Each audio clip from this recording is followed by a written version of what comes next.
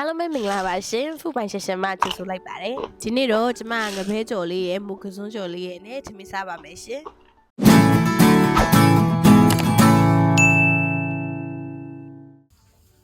ဒီနေ့တော့ငပဲကိုအိုးကက်မချက်ပဲနဲ့ကြော်စားပါမယ်ရှင်ကြော်ဖို့အတွက်ငပဲထဲမှာအရသာတွေထည့်ပြီးတော့နက်နက်ဆက်ဆက်လေးနေလိုက်ပါမယ်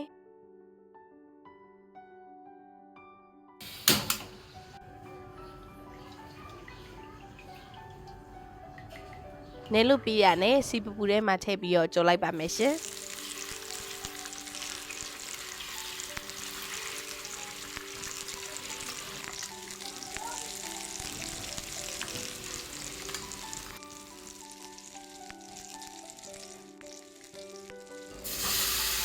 ငပဲကြော်လို့ပြီးရနဲ့အိတ်ကြော်ထားတဲ့ချီနဲ့ပဲဇပလီနဲ့ဂျင်းတက်တုပ်ပြီးတော့ထည့်ပြီးတော့စီတက်ပေးပါမယ်စီတက်နဲ့လေးမွေးသွားပြီဆိုရင်ခုနကြော်ထားတဲ့ငပဲလေးကိုထည့်ပြီးတော့ပြန်ပြီးတော့မှုပေးပါမယ်ငါ့ကိုအခုလိုဖြူတဲ့ကြော်တဲ့ခါမှာဒီလိုမျိုးလေးစီတက်လေးနဲ့ပြန်ပြီးတော့လုံးလိုက်မှုမွေးလေးနဲ့အရန်ဝင်မှစားလို့ကောင်းပါတယ်ကဲအခုဆိုတော့ငပဲကြော်လေးရပါပြီအားလုံးပဲဒီလိုပုံစံလေးလှုပ်စားကြည့်တော့အရန်ဝင်မှစားလို့ကောင်းပါတယ်ကဲအခုချိန်မှာတော့ညီမမှုကစွန်းကြော်ပါမယ်မှုကစွန်းကြော်ဖို့အတွက်ချက်သွန်ဖြူလေးကိုစီတက်လိုက်ပါမယ်စီတက်ပြီးရနဲ့မှုလေးကိုအရင်ထည့်ပြီးတော့ကြော်ပေးပါမယ်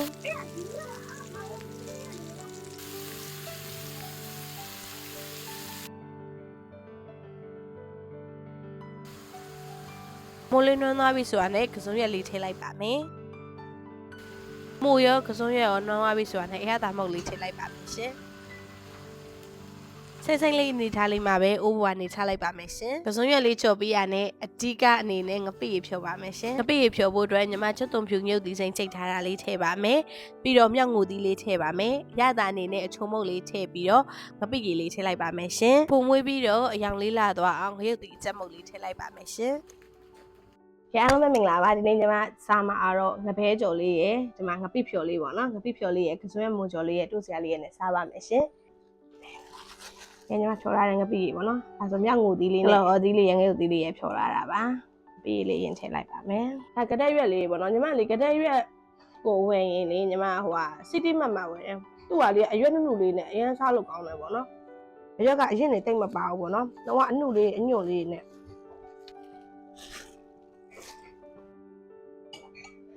ဒီလိုငပိရဆက်ဆက်လေးနဲ့ဒီလိုဟင်းကားလေးနဲ့ကတော့အလိုက်ဆုံးမယ်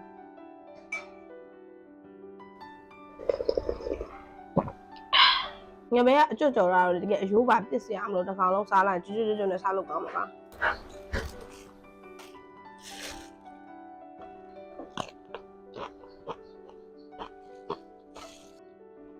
ဒီမြောက်ငိုသီးလေးကလေဒညင်းသီးအစားထိုးလို့ပြောတာဒညင်းသီးစားရတယ်လို့ပဲပေါ့နော်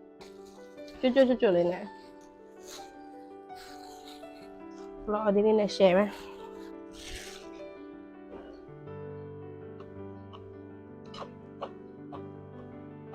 အဲ့တော့လည်းမွေးနေအောင်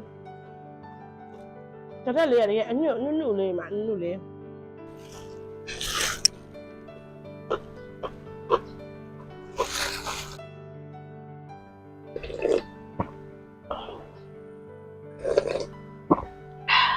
ကဲဒါဆိုဆက်စားလိုက်အောင်မယ်နော်နောက်ဗီဒီယိုတွေမှာပြန်တွေ့မယ်နော်တတား